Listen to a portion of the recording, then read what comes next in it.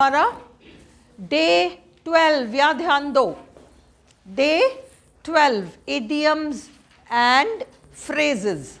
Day 12 सबसे पहले to upset the apple cart.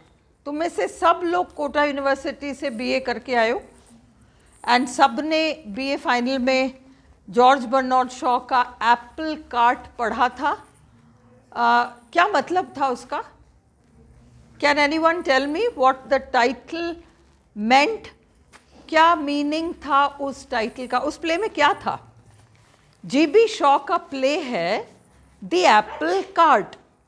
उसमें वो एप्पल कार्ट का क्या लेना देना था उस प्ले में? उस प्ले की स्टोरी में या सिचुएशन में ये इसका क्या कैसे फिट बैठ रहा है? किसी को कुछ याद है थोड़ा बहुत? नो, है ना? You all forgotten.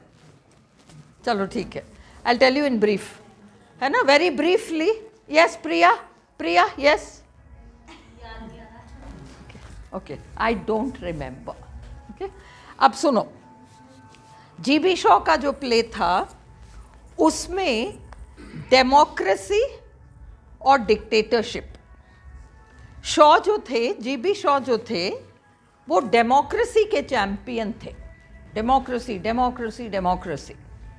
सडनली उन्होंने एक नाटक लिखा और वो नाटक डिक्टेटरशिप के फेवर में था। डेमोक्रेसी के खिलाफ और डिक्टेटरशिप के फेवर में उन्होंने नाटक लिख दिया।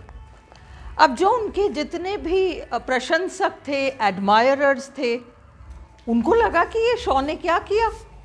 आजीवन डेमोक्रेसी का गुणगान करने वाला आज इसको क्या हो गया? आज इसको क्या हो गया कि वह डिक्टेटरशिप की बात करने लग गया? एक सवाल उठा। अब उस प्ले में क्या था? इस टाइटल का ये जो फ्रेज है, इसका मतलब है, what ever it's an idiom actually, इसका मतलब है किसी का बना बनाया खेल बिगाड़ देना, उसको विफल कर देना। तुमने बड़ी होशियारी से एक प्लान बनाया है और अगर सामने वाला सावधान न रहे तो वो तुम्हारे जाल में आके फंस जाएगा, है ना? अब वो व्यक्ति क्या करता है? तुमने तो प्लान बनाया और तुम बिल्कुल कॉन्फिडेंट हो कि अब तो ये मुर्गा फंसा ही सही, अब देयर इज नो वे कि ये बच पाएगा। पर अब व्यक्ति क्या करता है? कुछ ऐसा कर जाता है जिससे कि सारे पासे पलट गए। आपने जो गड्ढा दूसरे के लिए खोदा था उसमें अब आप खुद गिरने वाले हो। That is called upsetting the apple cart. Actually होता है tipping the apple cart. Apple cart को टिप कर देना। तुम लोगों ने हो सकता है रेलवे स्टेशंस वगैरह में देखा हो, एक किस्म का वो होता है सामान लाद के ले जाने वाला। उसमें 4 पहिए नहीं होते, 3 पहिए भी नहीं होते, 2 ही पहिए होते हैं। उस 2 पहिए के उस कार्ट में अगर आप सेब लादोगे तो ये कंपल्सरी है कि आप उसको इस पार से पकड़े रहो। आपको पकड़ के रहना पड़ेगा।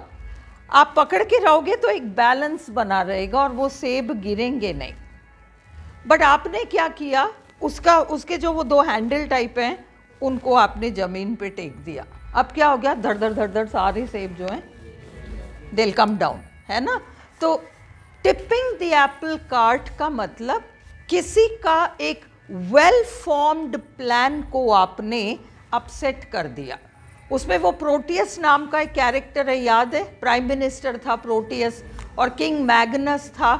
और प्रोटियस मैग्नस को क्या कहता है कि भाई अल्टीमेटम, ये शर्त पत्र दे रहा हूँ और तुम इसको शाम के 5 बजे तक साइन करो, वरना हम सारे जो मिनिस्टर्स हैं अपना त्याग पत्र दे देंगे, तुम चुनाव कराते रहना।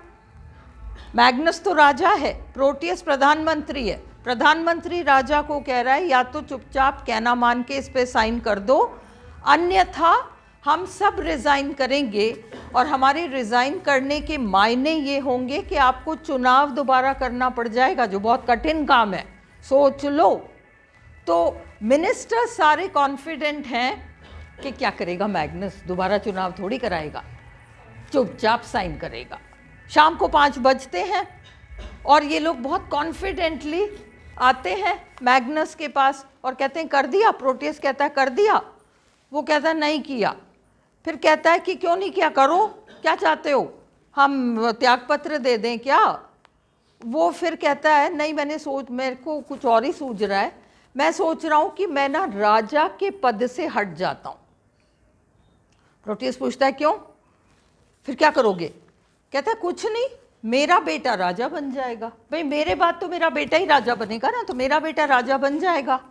प्रोटियस पूछता है, अब उसको लगता है he smells a rat. Proteus smells a rat, कराया ना मैंने तुम्हें, smells a rat. Smells a rat मतलब उसको शक होने लगता है कि कुछ गड़बड़ है। He smells a rat and he asks Magnus तुम क्या करोगे? मैग्नस जवाब देता है मैं क्या करूँगा, मैं तुम्हारे खिलाफ तुम्हारे कॉन्स्टिट्यूएंसी से चुनाव लड़ूंगा और क्या पता मैं जीत जाऊंगा, और मैं जीत गया तो कितना मज़ा आएगा, मेरा बेटा राजा और मैं प्रधानमंत्री, हम दोनों मिलके फिर देश को चलाएंगे। Now do you understand? ये है टिपिंग द एप्पल कार्ट की। प्रोटियस ने जो प्लान बनाया था कि ये दस्तखत कर देगा तो इसके बहुत सारे अधिकार छिन जाएंगे और हम लोग मनमानी करेंगे, वो वेल थॉट आउट प्लान विफल हो जाता है जब प्रोटियस उसके सामने प्रस्ताव लेकर जाता है और राजा एक उल्टा गेम खेल देता है। That is called to turn the tables on somebody. Same है, चाहे tipping the apple cart, upsetting the apple cart, चाहे to turn the tables on somebody. इसलिए मैंने एरो ऊपर लगाया है, जो छुरा तुम मेरे को मारने के लिए लेकर आए थे उससे एक्चुअली तुम खुद ही घायल हो गए। That is called to turn the tables on somebody. Is this clear? अब next, to bury the hatchet. It is not bury. Phonetics है आपके कोर्स में, you can open your phone, go to Oxford Advanced and check the pronunciation. It is bury, not bury.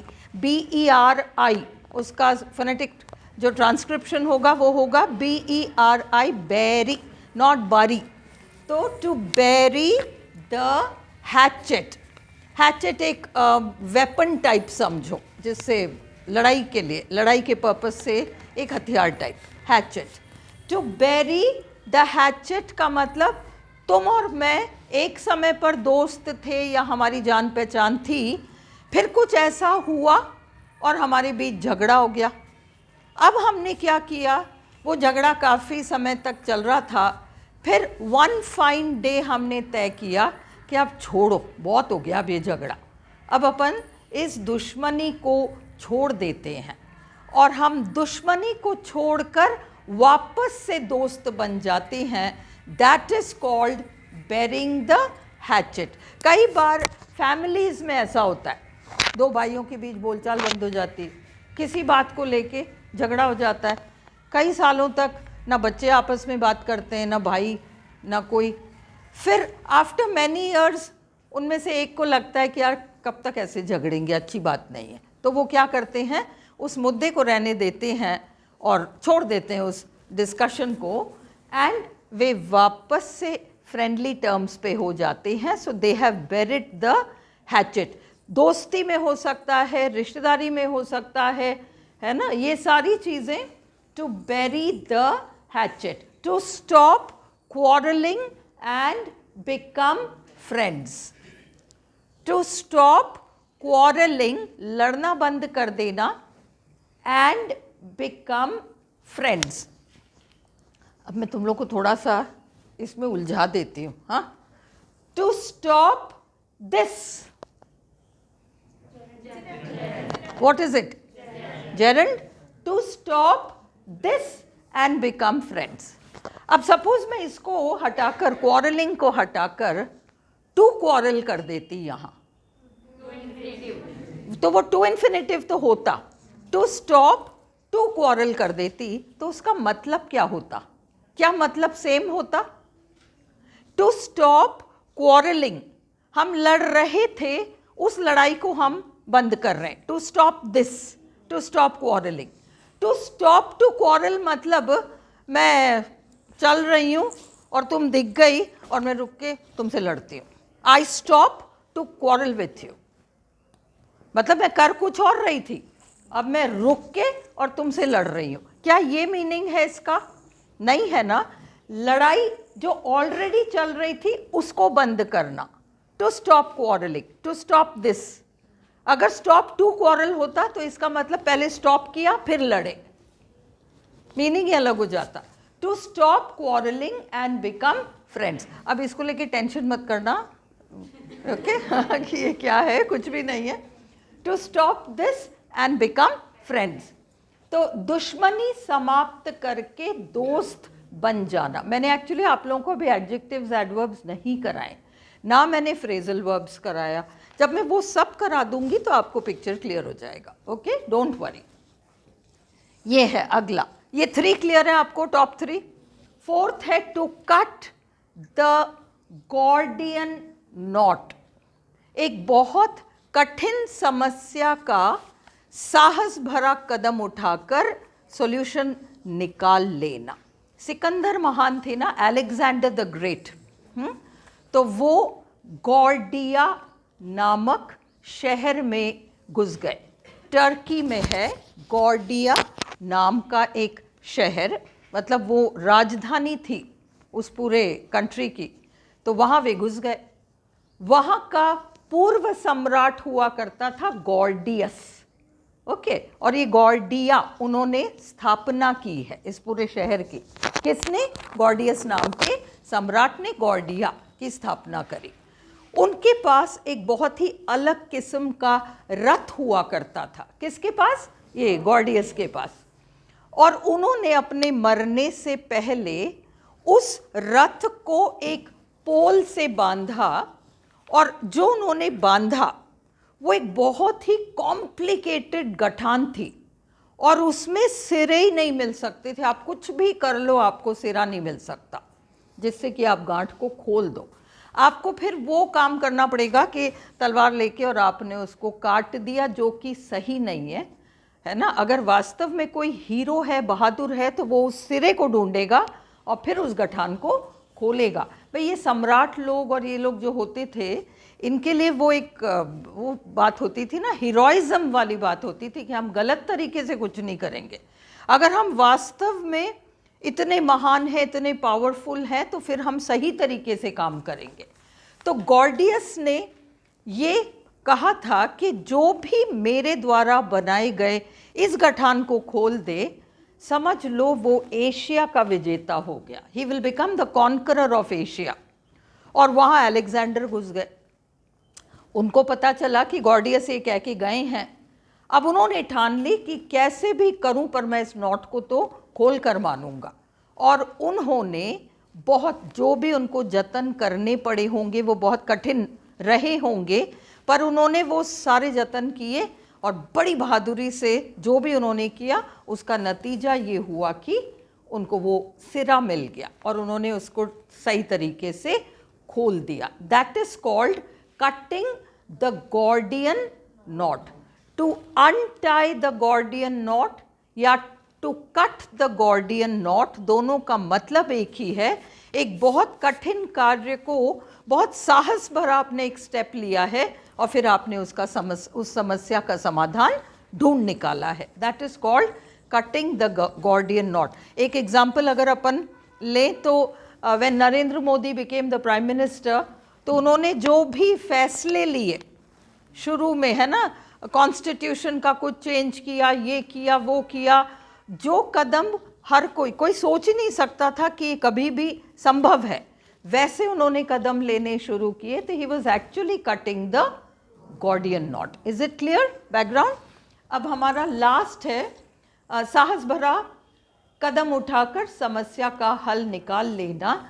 And the last is to tread, TREAD, tread, है ना। Second form trod, TROD, and third form trodden, पैर रखना, tread. कदम रखना, पैर रखना, tread, second form trod, TROD, trodden, TRODDEN, third form है to tread on somebody's toe। अब इसका मीनिंग समझो। ट्रेड ऑन somebody's toe का मतलब, देखो अपन जानबूझकर किसी के पैर पे पैर नहीं रखेंगे, पर अपन चलते फिरते किसी का पैर आ ही गया और अपन ने उस पर पैर रख दिया, उसके अंगूठे पे अपन ने पैर रख दिया, अपन ने जानबूझ के कुछ नहीं किया, पर कुछ ऐसा हुआ कि अपन ने उसके पैर पे या अंगूठे पे पैर रख दिया। अपन के पैर रखते ही क्या होगा, वो दर्द के मारे चिल्लाएगा, यही होगा। इस तरह के सिचुएशन को, भाई किसी का कोई दुखता हुआ रग है, समथिंग, और आपने जाने अनजाने में उसको छेड़ दिया, आपने जानबूझकर कुछ नहीं किया, पर आपने जो भी किया उसका सीधा सीधा रिजल्ट ये रहा कि उसको तो अब तकलीफ होने लग गई। That is called treading on somebody's toe। तो इसका मतलब क्या है, टू एंगर और irritate someone, to make someone angry, to anger someone और इरिटेट समवन। अगर RPSC थोड़ा और कॉम्प्लिकेटेड मीनिंग दे, टू कॉज अनॉयंस, है ना, वो किसी को चिढ़ मच जाए या क्रोध आ जाए, ऐसी स्थिति उत्पन्न कर देना। बट ये जाने अनजाने में, हम डेलिबरेटली नहीं करते, ये जाने अनजाने में होता है, बट मीनिंग यही है, किसी को जाने अनजाने में नाराज कर देना। कई बार बिना सोचे समझे हम कुछ कह देते हैं, उससे सामने वाले को बुरा लगने लग जाता है। Now we have tread on somebody's toe। Is it clear? चलो